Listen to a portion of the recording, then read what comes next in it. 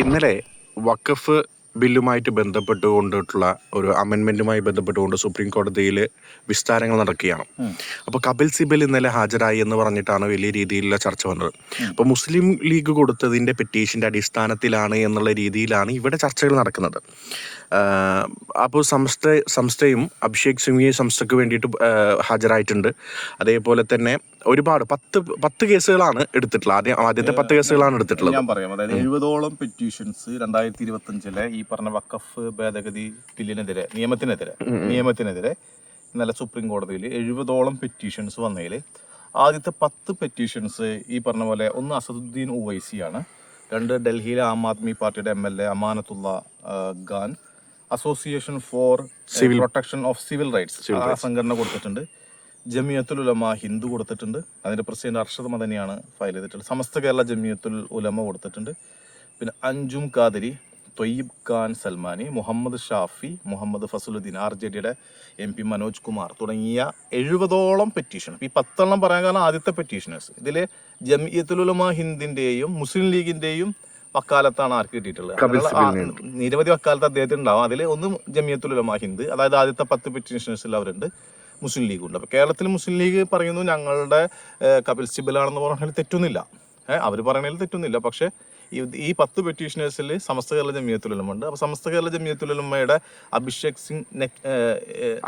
സിംഗ്വി അദ്ദേഹം കോൺഗ്രസിന്റെ നേതാവ് കൂടിയാണ്. അപ്പോൾ അദ്ദേഹമാണ് കോടതിയിൽ ഈ ഇന്നലെ സമസ്തയ്ക്ക് വേണ്ടിയിട്ട് ഹാജരായത്. അദ്ദേഹം ആദ്യം കോടതിയിൽ സിംഗ്വി എന്ത് ചെയ്തു, ഈ നിയമം തന്നെ സ്റ്റേ ചെയ്യണമെന്നാണ് അദ്ദേഹം ആവശ്യപ്പെട്ടത് സമസ്തയുടെ അഭിഭാഷകനായിട്ട്. അപ്പോൾ പ്രശ്നം വെച്ചാൽ ഇവിടെ കേരളത്തിൽ ഇട്ടാവട്ടത്ത് സമസ്ത മുസ്ലിം ലീഗ് തമ്മിലുള്ള ചില ചെറിയ പ്രശ്നങ്ങൾക്ക് പേരിൽ സമസ്ത സുപ്രഭാതത്തിൽ എന്ത് വന്നു, ഇങ്ങനെ വാർത്ത വന്നു. അപ്പോൾ അതിൻ്റെ അടിയിൽ പോയിട്ട് ലീഗിൻ്റെ ആളുകൾ അത് നിങ്ങളാണെന്നൊക്കെ പറയുന്നുണ്ട്. അതിന് ആവശ്യമില്ല. കാരണം വെച്ചാൽ ഇതിലെങ്കിലും നിങ്ങൾ ഈ ആ സ്വഭാവം അവസാനിപ്പിക്കാം. സമസ്ത സുപ്രഭാതത്തിൽ കൊടുത്തത് ഔദ്യോഗികമായി അവർ അങ്ങനെ തന്നെ കൊടുക്കുക, അവരുടെ വക്കാലത്ത് ഒരു പത്രം എന്ന രീതിയിൽ കൊടുക്കുമ്പോൾ.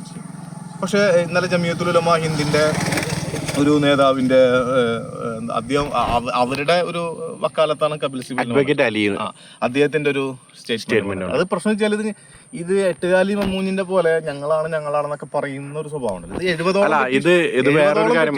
വേറൊരു കാര്യം മനസ്സിലാക്കേണ്ടതെന്ന് പറഞ്ഞാല് നേതാക്കന്മാരും ഇത് പറഞ്ഞിട്ടില്ല, പറഞ്ഞത് ഈ അണികളാണ് പറഞ്ഞത്. അവര് സൈബർ ഹാൻഡിലുകളിലെ അണികളാണ്.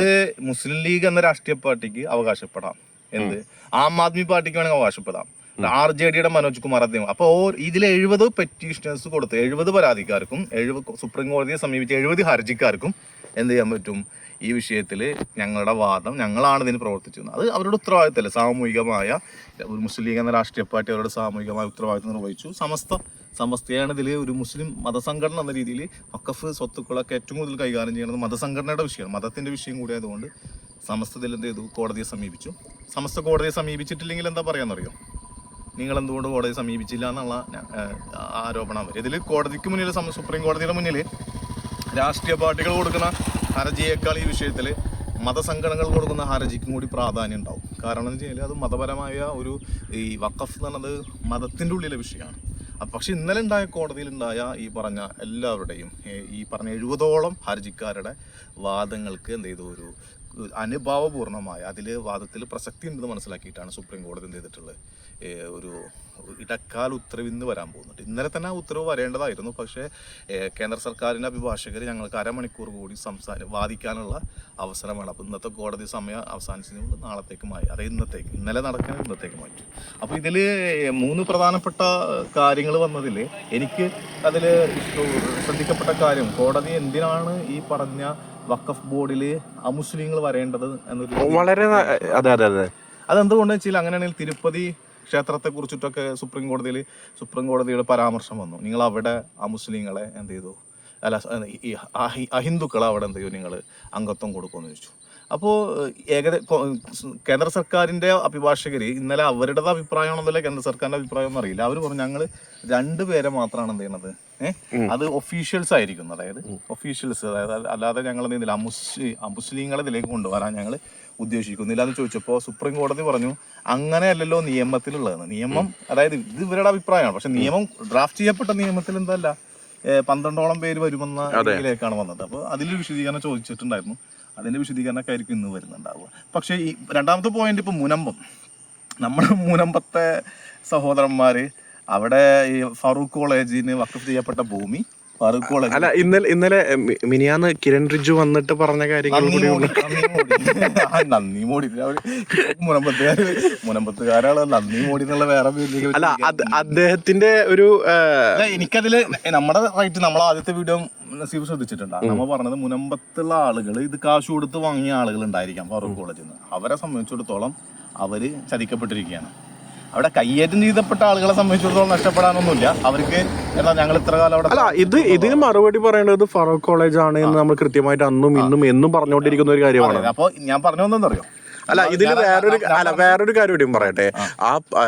അത് ഈ സമരത്തിന് നേതൃത്വം കൊടുക്കുന്ന അച്ഛൻ അത് പറഞ്ഞത് ഞങ്ങള് വിഷമത്തിലാണ്, ഞങ്ങൾ ആ പ്രഖ്യാപനം കിരൺ റിജ്ജു വന്ന ഉടനെ തന്നെ ആ പ്രഖ്യാപനം ഉണ്ടാക്കുമെന്നൊക്കെ പറഞ്ഞു. അപ്പൊ എന്തുമാത്രം ഇദ്ദേഹം ഒരു ബുദ്ധിശൂന്യമായിട്ടാണ് അദ്ദേഹം ചിന്തിക്കുന്നതെന്നാണ് എനിക്ക് മനസ്സിലാവാത്തത്. അതായത് ഇതെന്താന്ന് അറിയോ, ഇന്നലെ കോടതി അതായത് നമ്മൾ പറഞ്ഞ 3 പ്രധാനപ്പെട്ട നിരീക്ഷണങ്ങളിൽ നിലവില് വഖഫായി നോട്ടിഫൈ ചെയ്യപ്പെട്ട ഒരു പ്രോപ്പർട്ടി നിങ്ങൾ ഡീനോട്ടിഫൈ ചെയ്യരുതെന്നാണ് പറഞ്ഞിട്ടുള്ളത്. വഖഫായിട്ട് ഓൾറെഡി ആ കേസ് കഴിയുന്നത് വരെ ഡീനോട്ടിഫൈ ചെയ്യാൻ പാടില്ല എന്നുള്ളത്. അതായത് ഓൾറെഡി നോട്ടിഫിക്കേഷൻ കൊടുത്തത് വഖഫ് പ്രോപ്പർട്ടി ആണെന്നുള്ളത് ഈ വഖഫ് ഭേദഗതി നിയമത്തിന്റെ ഒരു പിന്തുണയോടുകൂടി പോയിട്ട് നാളെ നിങ്ങൾ എന്ത് ഡീനോട്ടിഫൈ ചെയ്യരുത്. മുനമ്പത്തുള്ളവരോട് പറഞ്ഞ് പറ്റിച്ചത് എന്ന് വെച്ചാൽ പാർലമെന്റിൽ വഖഫ് ഭേദഗതി നിയമം പാസ്സാക്കിയിരിക്കുന്നു, ഇനി നിങ്ങൾ വിജയിച്ചിരിക്കുന്നു, അതുകൊണ്ട് 50ഓളം അവിടുത്തെ ആളുകൾ BJP ചേർന്നു, വഖഫ് ബില്ല് കടലിൽ വലിച്ചെറിഞ്ഞു, എല്ലാം സമാധാനിച്ചിരിക്കുകയായിരുന്നു.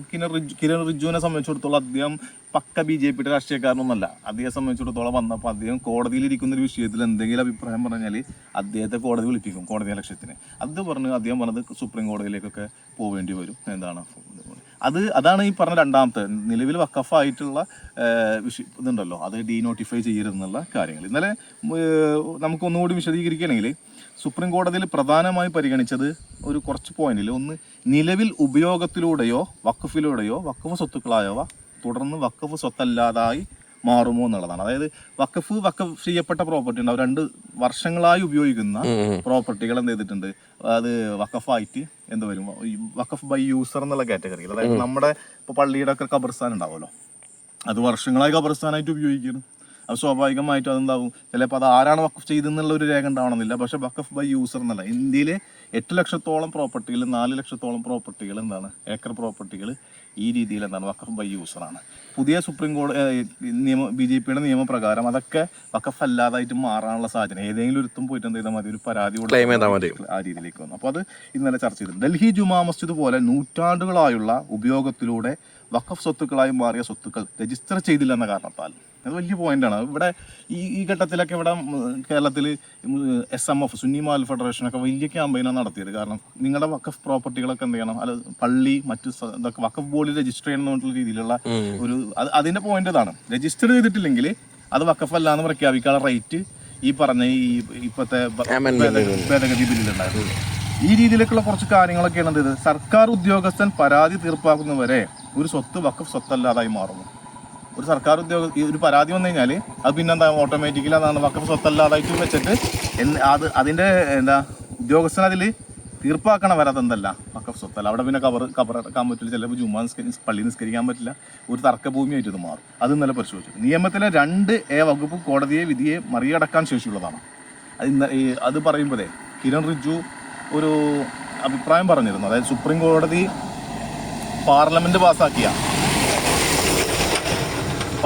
പാസ്സാക്കിയ നിയമങ്ങളുടെ മേൽ സുപ്രീം കോടതി മറികടക്കില്ല എന്നുള്ളൊരു വിശ്വാസം ഞങ്ങൾക്ക് ഉണ്ടെന്നാണ് ഈ വഖഫ് ഭേദഗതി ബില്ല് പാസ്സാക്കിയ ഘട്ടത്തിൽ BJPയുടെ ആളുകൾ പറഞ്ഞിരുന്നത്. അത് ഈ നിയമത്തിലെ 2A വകുപ്പ് എന്ത് ചെയ്തിട്ടുണ്ട്, കോടതിക്ക് ഇതിൽ ഇടപെടാൻ പറ്റാത്ത രീതിയിലേക്കുള്ള ചില നീക്കങ്ങളൊക്കെ എന്ത് ചെയ്തിട്ടുണ്ടായിരുന്നു. കോടതി 100% സംഘപരിവാറിലേക്ക് സ്വാധീനിക്കപ്പെട്ടിട്ടില്ലല്ലോ.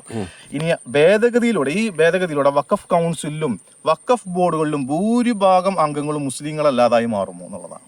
അത് ക്വസ്റ്റ്യൻ ആയിരുന്നു. അതായത് പൊളിറ്റിക്കൽ പ്രാതിനിധ്യങ്ങളൊക്കെ കൊണ്ടുവന്നിട്ട് ചിലപ്പോൾ കേന്ദ്ര സർക്കാർ നിയമിക്കുന്ന ഉദ്യോഗസ്ഥരല്ലാത്ത ആളുകളൊക്കെ ചിലപ്പോൾ ഓരോ സംസ്ഥാനത്തിന് വ്യത്യസ്ത സ്വഭാവമാണല്ലോ. അവിടെ BJP ഭരിക്കുക എന്ന രീതിയിലേക്ക്. അപ്പോൾ BJP ഭരിക്കുന്ന സംസ്ഥാനങ്ങളിൽ BJP ഒരിക്കലും മുസ്ലിങ്ങളെ MLA മാരാക്കാനോ MP ഉദ്ദേശിക്കുന്നില്ല. അപ്പോൾ BJP ഭരിക്കുന്ന സംസ്ഥാനത്തിൽ മുസ്ലിം MLA-മാരും കിട്ടാനില്ല, മുസ്ലിം MP-മാരും കിട്ടില്ല. അപ്പോൾ സ്വാഭാവികമായിട്ട് അവർക്ക് ഈ വഖഫിൻ്റെ നിയമപ്രകാരം എന്തായിരിക്കണം, വഖഫ് ബോർഡിലുള്ളവർ മുസ്ലിം MP ആയിരിക്കണം, മുസ്ലിം MLA ആ പ്രാതിനിധ്യമുണ്ട്. അതുകൊണ്ട് അവരെന്ത് ചെയ്യുന്നില്ല, വഖഫ് ബോർഡിലേക്ക് ഞങ്ങളുടേതായ BJP-ക്കാർ കയറണമെങ്കിൽ ഈ മുസ്ലിം എന്ന ആ വ്യവസ്ഥയെ മാറ്റണം. അതുകൊണ്ടാണ് വഖഫ് ഭേദഗതി ബില്ലിൽ അത് കൊണ്ടുവന്നത്. 6ാമത്തെ പോയിന്റ് വളരെ പ്രധാനപ്പെട്ട പോയിന്റ്. വഖഫുമായി ബന്ധപ്പെട്ട ഹൈക്കോടതികളിലെ കേസുകൾ സുപ്രീം കോടതിയിലേക്ക് മാറ്റുന്ന കാര്യം പരിഗണിക്കുമെന്ന് ബെഞ്ച് വ്യക്തമാക്കിയിട്ടുണ്ട്. അതായത് ഹൈക്കോടതികൾ ഓരോ സംസ്ഥാനത്തും ഇപ്പോൾ കേരളത്തിൻ്റെ ഹൈക്കോടതി ഉണ്ട്, അങ്ങനെ ഓരോ സംസ്ഥാനത്തിന് ഹൈക്കോടതിയല്ല. അപ്പോൾ എല്ലാ കേസുകളും ഇനി സുപ്രീം കോടതിയിലേക്ക് എന്ത് ചെയ്യണം, കൊണ്ടുവരാൻ പോകും. അപ്പോൾ മുനമ്പത്തെ വിഷയമൊക്കെ ഇനി സുപ്രീം കോടതിയിലേക്ക് വരുമ്പോൾ എന്താ പറയുക, ശുഭസൂചനകമായി ഒരു പോസിറ്റീവായിട്ട് ഒരുപാട് കാര്യങ്ങൾ ഇതിലുണ്ട്. അതിൽ ഇത് ഒത്തൊരുമയോടുകൂടി കിട്ടിയ ഒരു കാര്യമാണ്. അല്ല, ഇത് ഇന്നലത്തെ രാത്രി കഴിഞ്ഞ് ഇന്ന് രാവിലെ ആകുമ്പോൾ മാറ്റങ്ങൾ വരുമോ എന്നുള്ളത് നമ്മള് ഈ സുപ്രീം കോടതിയെ ഇന്ത്യയുടെ അല്ല, ഞാൻ ഒരിക്കലും വിശ്വാസമില്ലാതെ പറയില്ല, എന്നാലും നീതിപീഠത്തെ, അതായത് പേടിയാണ്. കേന്ദ്ര സർക്കാർ ഏകപക്ഷീയമായി കൊണ്ടുവന്ന ഒരു ബില്ലിനെ പാർലമെന്റിലെ നിസ്സാര ഭൂരിപക്ഷം ഉണ്ടെന്ന് വിചാരിച്ചിട്ട് അവർ കൊണ്ടുവന്ന ആ ബില്ലിനെ, അതിലെ പാകപ്പിഴവുകളെ സുപ്രീം കോടതി ചോദ്യം ചെയ്തിരിക്കുകയാണ്. ഇവിടെ എന്ത് ചെയ്യണ്ട, എട്ടുകാലിയും മുന്നാവേണ്ട കാര്യമൊന്നുമില്ല. ഇന്ത്യയിലെ ഒരു കോണിൽ കിടക്കുന്ന സംസ്ഥാനമാണ് കേരളം.